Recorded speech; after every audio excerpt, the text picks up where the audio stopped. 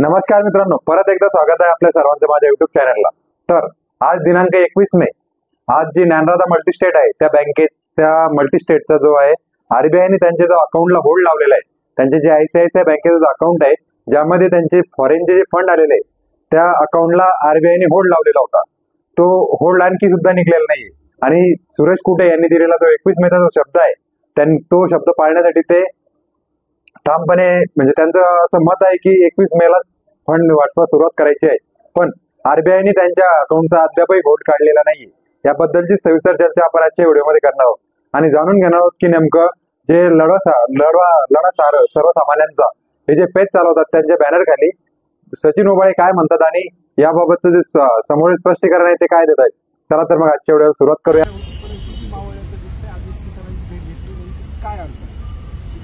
ज्ञानराधाच्या संदर्भामध्ये उद्या 21 तारखेपासून सुरेश कुटे यांनी जो निधी वाटप करण्याचा शब्द दिला होता, परंतु माजलगाव या ठिकाणी ज्ञानराधाचे जे ठेवीदार आहेत यांनी गुन्हा दाखल केल्यानंतर आज आम्ही पोलीस अधीक्षक बीड यांची भेट घेतली असता त्यांच्याकडून जी आम्हाला माहिती मिळाली की माजलगाव या ठिकाणी 2 गुन्हे दाखल झालेले आहेत आणि या गुन्ह्यामुळे उद्याचं जे कुटेंचं पेमेंट रिलीज होणार होतं त्या जे होल्ड त्यांचा ज्या पेमेंटवरचा निघणार होता त्या होल्डला तांत्रिक अडचण आल्यामुळे ते होल्ड अद्यापपर्यंत निघालेला नाहीये। बरं, एकूण आता 21 तारखेची जी तारीख दिली ती मावळ्याचं तुमच्या बोलण्यातून दिसतंय, एकूण आता कधी निधी मिळेल अशी अपेक्षा आहे? मी एक शिष्टमंडळाचा मुख्य प्रवर्तक या नात्यानं ज्ञानराधाच्या सर्व ठेवीदारांना आव्हान करू इच्छितो की आपण आता लढाईच्या शेवटच्या भागामध्ये येऊन ठेपलेलो आहेत। तारीख पे तारीख त्यांनी दिली, परंतु गेल्या 15 दिवसामध्ये आपल्यासमोर त्यांच्याबरोबर आपल्या 2-3 वेळेस बैठका झाल्या आणि 21 तारीख त्यांनी उद्यापासून वाटपची दिली होती, परंतु त्यांच्या अकाउंटला असलेला होल्ड आज निघालेला नाहीये। त्याचं कारण ठेवीदारांना केलेला तक्रार दाखल केली त्याच्यामुळे तो होल्ड निघालेला नाहीये। मी सर्व ठेवीदारांना आव्हान करतो की कुणाच्याही अफवेला बळी पडू नका, कुणी काय सांगत असेल तर त्याच्याकडे लक्ष देऊ नका, कारण आपण शेवट लढाई जिंकण्याच्या मार्गावरती आहोत आणि कुणीतरी येऊन आपल्याला वेगळ्या मार्गाने घेऊन जाण्याचा प्रयत्न करतोय। म्हणून येत्या 2-4 दिवसामध्ये तो होल्ड निघून 2 ते 4 दिवसामध्ये आता पोलीस अधीक्षक यांनी कुटेंचा फोनवरून संवाद साधला। माझ्याबरोबर अनेक ठेवीदार होते, प्रत्येक वडवणीवरून डॉक्टर काजे माझ्यासोबत होते आणि शिष्टमंडळातले काही लोक माझ्याबरोबर होते।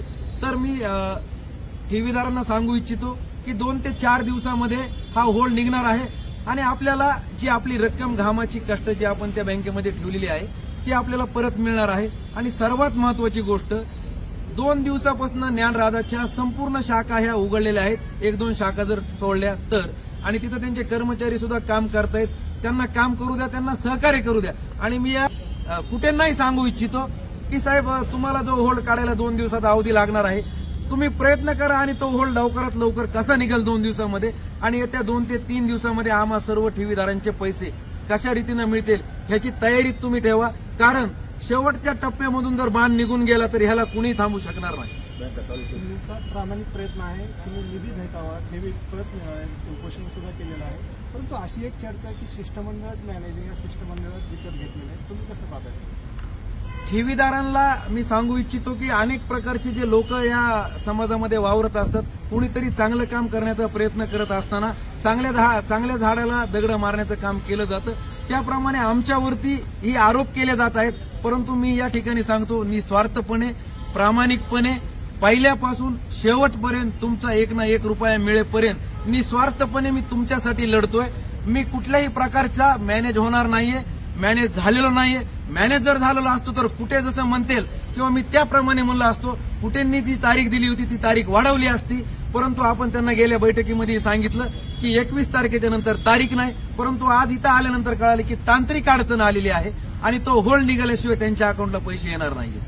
ज्ञानराधाचा मुद्दा उपस्थित करत असताना साईराम असेल किंवा राजस्थानी असेल याकडे दुर्लक्ष होत आहे? साईराम आणि ज्ञानराधा आता यांचे जे चेअरमन आहेत यांनी सांगितलेले आहे की आमचं ज्ञानराधामध्ये पैसे अडकलेले आहेत, परंतु आम्ही शिष्टमंडळाची ज्यावेळेस कुटे यांच्याबरोबर बैठक झाली असता त्यांना विचारणा केली तर त्यांच्याकडनं आम्हाला सांगण्यात आलेलं आहे की राजस्थानी आणि साईरामचे कुठल्याही प्रकारचं आमच्याकडे ठेवी ठेवलेल्या नाहीत। जे काही त्यांची ठेव आहे ती तुटपुंजा प्रकारची आहे, कुणाची 50 लाख, कुणाची 1 कोटी, परंतु समाजामध्ये ठेवीदारांना हे साईराम आणि राजस्थानी हवाले सांगतायत की आमचे करोडो रुपये यांच्या बँकेमध्ये आहेत, परंतु त्यांच्याकडे दुर्लक्ष आमचं झालेलं नाही आणि दुर्लक्ष मी होऊ देणार नाही.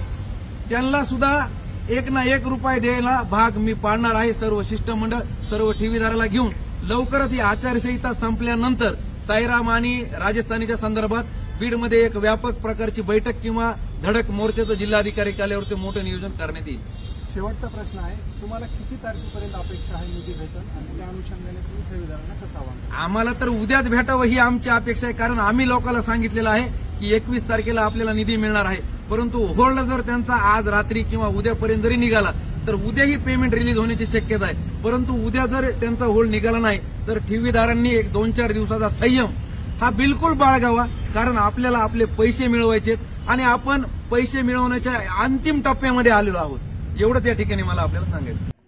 आत्ताच्या व्हिडिओमध्ये आपण बघितलं की नेमकं सचिन भैया आणि कुटे साहेब यांचं काय बोलणं झालं आणि त्यांनी काय सांगितलं की येणारे 1 ते 2 दिवस आपल्याला आपल्या अकाउंटचं होल्ड निघण्यासाठी लागू शकतो आणि आपल्या अकाउंटचं होल्ड निघाल्याच्या नंतर आम्ही सर्व पैसे देण्यासाठी कटिबद्ध आहोत आणि आम्ही सर्वांचे पैसे देणार आहोत अशी आशासुद्धा कुटे साहेबांना असा ठाम विश्वाससुद्धा आहे आणि अशीच आशासुद्धा सचिन भैया उबाळे यांना आहे. आशा हीच आहे की सर्व ठेवीदारांना त्यांचे ठेवी जे आहेत वेळेत परत मिळो आणि 21 तारखेला जे त्यांच्या अकाउंटचा होल्ड निघला नाही तो किमान 22 तारखेला तरी निघून ठेवीदारांना त्यांची ठेवी सुरळीत देण्यास सुरुवात करावी.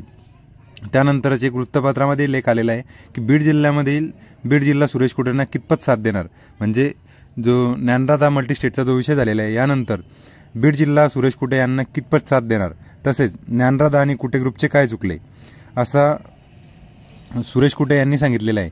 ते म्हणतात की मराठी माणूस उद्योग व्यापारात उडी घेतली चुकीची केले का, मराठवाड्यासारख्या एखाद्या मागास भागात एवढ्या मोठ्या इंडस्ट्रीज उभा केल्या हे माझे चुकले का, तसेच ज्ञानराधा आणि कुटे ग्रुपने अनेक बेरोजगारांना रोजगार मिळवून दिला हे माझे चुकले का, बीड जिल्ह्यासारख्या मागास भागातील दुष्काळजन्य परिस्थिती असलेले ऊसतोड कामगार जिल्हा म्हणून बीड जिल्ह्याची ओळख झालेली आहे, अशा जिल्ह्यात उद्योग क्षेत्र निर्माण करून देशात नाव उंच केले हे चुकले का, बीड जिल्ह्यातील ग्रामीण भागातील युवक व युवतींचे राहणीमान सुटाबुटात केले हे माझे चुकले का, अशाच प्रकारचे आवाहन त्यांनी केलेले आहे. आणि त्यांची पैसे देण्याबाबतची कुठलीही अशी दुमत नाही किंवा ते पैसे देण्याबाबत कुठलाही दिरंगाई व्यक्त करत नाही. फक्त अशा वेट एवढाच आहे की त्यांच्या ICICI बँकेला जो RBIने जो होल्ड लावलेला आहे तो होल्ड लवकरात लवकर निघावा आणि जे सर्व ठेवीदार आहेत ते ठेवीदारांना त्यांची ठेवी वेळेत परत मिळाव्या आणि ज्ञानराधा आणि द कुटे ग्रुप जो आहे ज्ञानराधा मल्टीस्टेट आणि कुटे ग्रुप परत पूर्वपदावर यावा आणि नुसता पूर्वपदावर येऊ नये तर त्यांचे सर्व जे कामकाज आहे ते सुरळीत होऊन ते परत एकदा त्यांची जी शाखा आहे ती नव्याने सुरू करावी. धन्यवाद. आजची